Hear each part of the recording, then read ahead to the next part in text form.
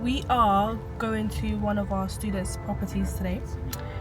See you guys, I'm a London babe. I don't like travelling outside of London. Diana was excited because she likes to do road trips.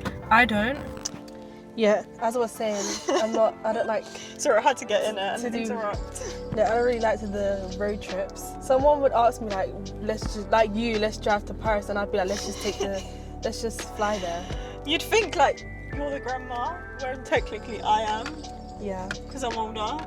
But you actually give grandma vibes. Yeah, I'm not moaning. No, it's not grandma vibes. It's like, why would you want to be in a car? How do you not like road trip? I think it's so fun. Like, it actually excites me. Claustrophobic.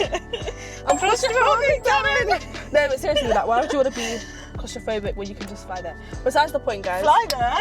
Yeah, to like Paris. We're talking Yeah, but I'm talking about like, yeah, anyways. No, anyway, we're going to Birmingham. It's a 2-hour drive. For you, it's a bit longer because you travelled from Croydon. So technically 3 hours. But yeah, it's going to be a great day. I'm excited to see Tanisha's property.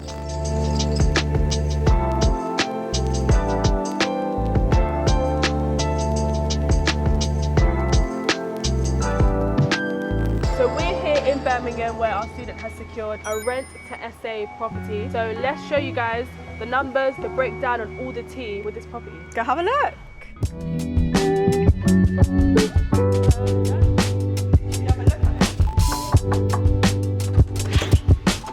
Hey! I really like it here, you know. So today we're here with Tanisha. She's a bit more about herself, what she does, and yeah, we're just currently in your Airbnb unit. It looks really good. You actually really done a good job. So I'm Tanisha, I'm 24, I'm a single mother to one, and I'm now a foster parent as well, and here I am on my service accommodation journey.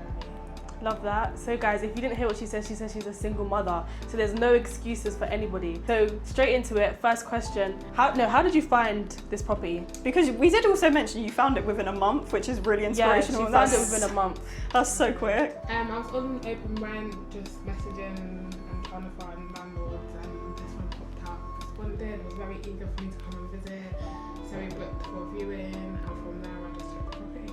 Lovely stuff. Let's have a look around the property, and obviously we'll ask more questions that you guys want to know as well. So yeah, take us to the first bedroom. Look at the interior. I love the colours you've got going on here as well. You've got the black and grey theme, which is really nice.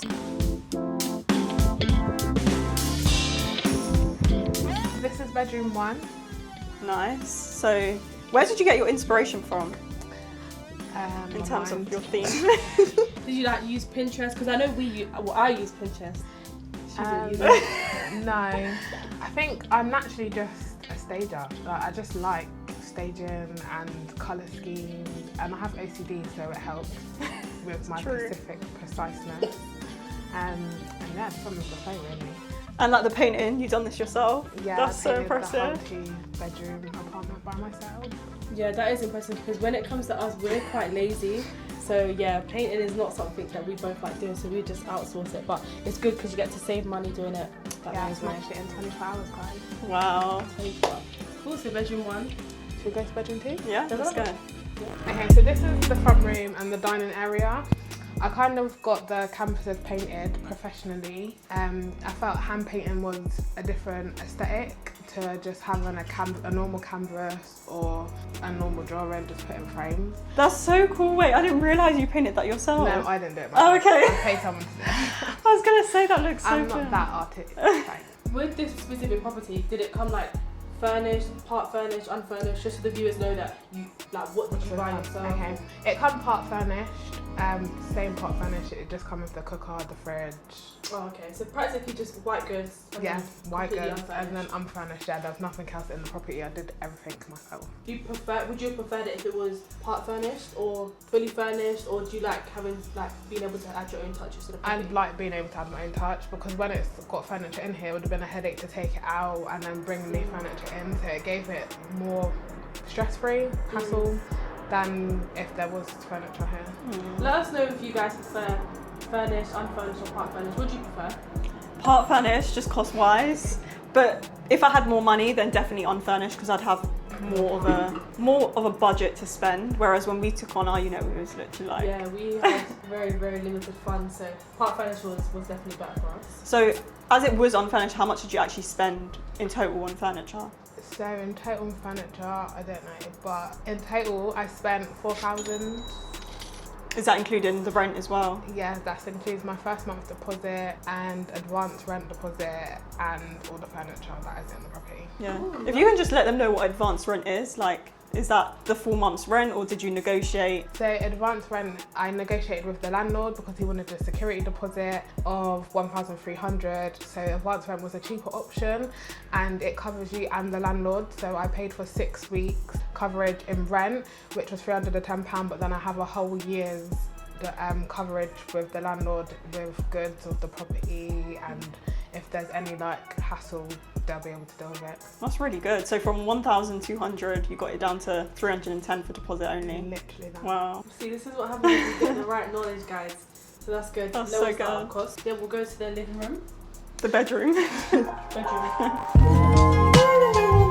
So this is bedroom 2, and this is just similar to the first bedroom. It's got 2 single beds in it because it's a bit more bigger space-wise, so obviously more people can sleep. I was thinking about 3 beds, but then that would like make it not so spacious. It would have been a bit more tight, and I thought they need space to feel comfortable, so I stuck with the 2 single beds in here. One thing I do like, which we didn't do, is have a TV in each room. How come you thought to like add a TV into every room? What made you do that? I have a TV in every room at home, and I know it's like your own space and comfort. Not having to sit with everybody to watch TV in one area. So like sometimes my daughter can be downstairs and I can be in my room. Now that I've got a foster son, he's downstairs, my daughter's in her room and I'm in my room watching the TV. So it gives you that different space between everyone. Yeah, no, it's true. It's definitely something that I would advise. At least have, if you've got like a 2-bed, at least a TV in one bedroom. Because yeah, just having one TV in one living room, like it's not like a massive deal breaker for guests, but it is good for guests to have an extra TV in the bedroom. So it's good that you thought about that. 100%. So this is a 2-bed. How many guests can you sleep in total? I can sleep 6, as I have a sofa bed as well, so that can fit 2 people, even more on there really if you want to squeeze. I know sometimes when me and my friends go out, wherever we can sleep and we're sleeping, it's alright. So Yeah, no, honestly. more than And more I than know 6. you had a grace-free period as well? Yeah, I had a 7-day grace-free period, which I banged everything out in. That I literally just smashed everything out in. I say it took me 3 days all in all, because I wasn't up here every day back to back, so it took me 3 days all in all to get this property done. Yeah, that is really good. If you actually put your mind to like finish everything in a deadline, it's good to have deadlines, because when you set yourself a target, okay, I'm gonna get everything completed in this amount of days, like you work. And I think because I had my first booking as well, it gave me more of a tighter deadline to be able to smash it out in, because I got a booking straight away after being listed for 24 hours again. Wow, that's really Yeah, good. that is really good. So you listed it in 24 hours, you got a booking straight away. Yeah. Yeah, that's good. That is really good. Yeah, I mean, how did you find the negotiation period with the landlord in terms of the grace-free period? He was very negotiable. He was very understanding. He wasn't very demanding. He's actually a very chilled landlord. Like, we have a good relationship, and I hope it continues that way because everything's working out in both of our favours. That's really good, because I know some people do struggle to negotiate that, so it's really good that you was able to give yourself that 7 days, and the fact that it only took you 3 days. Yeah. Did you unlist it after the 3 days, or did you keep the other days blocked until you I had... kept the other days blocked until my first booking, just in case of any hiccups or any problems, aka the TV falling off the wall, which was a good idea because we had to replaster and paint the walls, so the extra days being blocked off was helpful. Yeah, no, that's good. Well, I was going to ask a question. How do you think your negotiating skills are now? Because we were not really great at negotiating at the start, but then obviously you get better with it over time and you learn. Now we're teaching you guys how to negotiate. Do you feel like your negotiation skills are... I was very scared when I come here, but I just thought, just take your mask off and just do it. Like, you have to do what you've got to do for your daughter. So I literally was just yabbing away, talking, and it just come out. I didn't even mean to say it. It just came out, and I was like, so can I have a grace-free period? Like, he was very chilled, and he was like, yeah, of course. Like, how long would you want? 7 days, 14 days, and I just went with the 7 to give myself the extra push to get everything done. I feel like if I had 14, I would have been lazy with it and not done everything. So I literally just did the 7 days. Yeah, that's really... good. Let's go. Living room.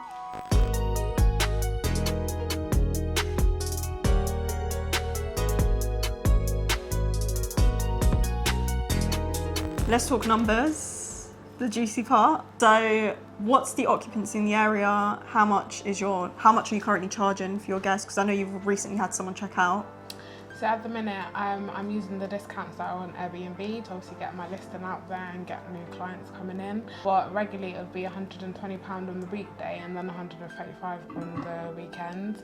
At the minute though, with the discount, it's £98 weekdays and then £100 for the weekend. So it's working out okay. I do want to touch on that part as well. I think at the start, it's super important to just lower the night rates just a little bit, obviously just to kind of get your reviews in and just to get more bookings essentially. So that's what we've done in the past as well, just to literally get more bookings and to get our listing kind of ranked a lot higher up. Yeah, so it's definitely good that you're using the special discounts because that will like rank it higher on Airbnb as well.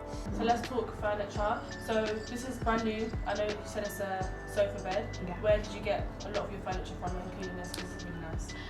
So I got my bed and my sofa bed off Facebook. I just went onto the marketplace and found somewhere. They were cheap, reasonable, within pricely cost, so I got them from that. My chest of drawers are from B&M because they were on sale. I was going to go to IKEA because I've got all IKEA stuff at home, but they were on sale and I thought there's no harm in saving a little. My TV units from Amazon, and my quilts and stuff from like B&M or The Range, and beddings from Asda. The table is from The Range.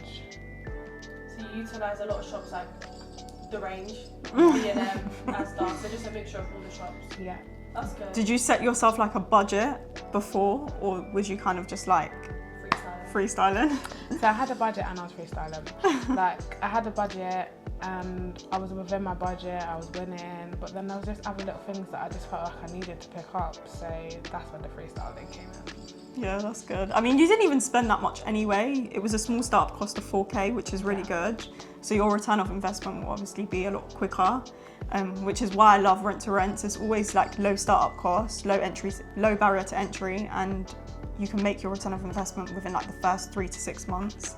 So it's really good. How do you feel about it now that you've got it? It feels amazing. It feels weird. Like it feels like I've actually finally got here. All the risks that I just took, because I didn't have to take the risk, but I took the risk, and here I am. It's doing well. And you had your first guest. Are you, for those of the people that don't know, are you cleaning the property yourself? At the minute, yeah, until I get, my aim is to get another property up here and then get a cleaner, so then she can just do both properties. But I don't mind the little drive, because from my house to here, it's only an hour and it's not that bad, So you're cleaning the property yourself? I mean, we've done that at the start, but we had like 2 properties to clean. It was like a lot bigger as well. It is tough, but it's a good thing to do at the start, especially when you want to keep. And it's a good way to even pay yourself. That's the reason why we done it, because we didn't want to touch our profit. So we were like, let's just use our cleaning to pay ourselves. Yeah. But yeah, it's good. Obviously, it's not sustainable. We don't advise it, but at the start, it is. If you do want to do it, you can. But when you obviously scale, it's going to be a lot harder to clean every single property. Yeah, and I feel like 99% of hosts probably do that. Yeah, at the start. At the start. Yeah, a lot of people probably have done that. But yeah, so you said you're obviously cleaning it yourself, so I guess it's good as well because you get to see the guests and how they leave the property. I don't know why that's something I always wanted to know, like how they're going to leave the property. But you've had your first guest check out. How did they leave it? Like, how did you find the cleaning process as well? It was very easy. They were quite clean. There wasn't a lot of mess when I come here, but I have OCD, like I said, so my cleaning, it goes very deep. Even though it didn't need to have a deep clean, it could have just had a little wipe around, but I deep cleaned it again. So yeah, but they didn't leave it messy at all. I've seen mess and that weren't messy. So they were good guests? Yeah, they were good guests. That's good. And you said, obviously we're here in the property, but when is your next booking for? My next booking is for the 16th of August. So today is the 11th. Yeah. So in a few days. I feel like last minute bookings are quite common as well, so it's always good to have the property ready for next guests as well, isn't it? So I did actually have a booking. I'll tell that story. I had a booking last minute, so I was here doing the last minute renovations. Like I said, the TV fell off the wall and I was putting out the chest of drawers, and they tried to book in, but I wasn't going to be ready by the time they wanted to come here. But they ended up cancelling the booking because obviously I said that I wouldn't be able to be done within the time frame that they wanted to arrive at the property. Yeah, no, that's good. Sometimes it is good to give yourself enough time and not just host, like just to get the money. But we also say like don't cancel bookings as well, because it's not good for your Airbnb. So if you are watching this and you ever need to cancel bookings, don't cancel bookings. Make sure you request them to cancel. So what would you say to someone who's watching and is on the fence of starting their own Airbnb? What advice would you give them? Take that risk and prosper, because if you don't, you're only going to be upset with yourself. Lovely stuff. It's true. It's so true. This could be you. Like if your goal is to secure your own Airbnb units and you want to grow and even potentially replace your income through this strategy, it is possible. Tanisha was once scared as well, and in life you have to take those risks. Yeah, go on. It actually took a while to start. Do you not think? I know obviously life happens, but she was like, yeah, I'm gonna start. I was like, okay, when you're ready. She's like, yeah, I'm gonna start. I was like, take your time when you're ready. And then she just messaged me one day. I was like, yeah, like she's ready to get started. So just whatever also feels good for you. Like don't rush it. When the time is right, the time is right. But sometimes you do need to rush it. Like, Then you prolong it out like I did. And you procrastinate, yeah. I think that's what it was. I was procrastinating so much, and I was like, yeah, I can do it. No, what about this? What about that? No, I can do it. No, and I just thought, I have to do it. If I don't do it, I'm just never going to do it. And the year's going to go on, and I'm going to see everybody else achieving, and I'm going to be like, that could have been me. Because I always feel like people want to wait for the right time, but there is never a right time. Like things are always going to come up in life, so you just need to just take action. Like that was kind of what I done. Obviously, take calculated risks. Don't just go into it blindly like I done. We don't want you guys losing 12k. So calculated risks only. 100%. And obviously this business isn't easy. It does obviously come with its own challenges. Do you feel like you faced any challenges along the way? The TV falling off the wall. And when we first picked up our TV, it had a crack in it. There has been loads of little hurdles, but nothing that you won't ever be able to overcome. Like you can't stress by it in the moment. It's like, right, this has happened. This is the only solution to fix it. You got to go with that solution, because if you're sitting there thinking, oh, this has happened, oh my gosh, being scared, like you're never gonna achieve, and it's gonna take longer. So like right away when we noticed the TV, I said we're going to Argos, and I literally put the TV back in the box and I went to Argos that same within the first 5 minutes of seeing the crack in the TV. Yeah, you really do have to be solution oriented in this business. Otherwise, every little hurdle is just gonna break you. So I agree, solutions. Yeah, especially entrepreneurship, like you're going to be tested, like physically, emotionally, and it's just all about finding solutions to every single problem you do face. So it's good you've got that mindset. Have you always had that mindset, or is it something you feel like you've learned over time? I think I've always had that mindset. Like I'm very mature for my age compared to like the age group of people I used to hang around with. I always hang around with older people, but I was still mature than them. So I don't know, like my mindset is just naturally growing. I have to thank my mum for that. Big up Wendy. I love that. Got to shout out your mum. Well, yeah, we're not going to end the vlog here. I don't think we should. Yeah, we probably won't. So we're going to, maybe we'll just answer some questions back in the car. Yeah. On the way back, because we've got 3 hours to jive. So. Cool. Boy, you got me tripping, got me falling.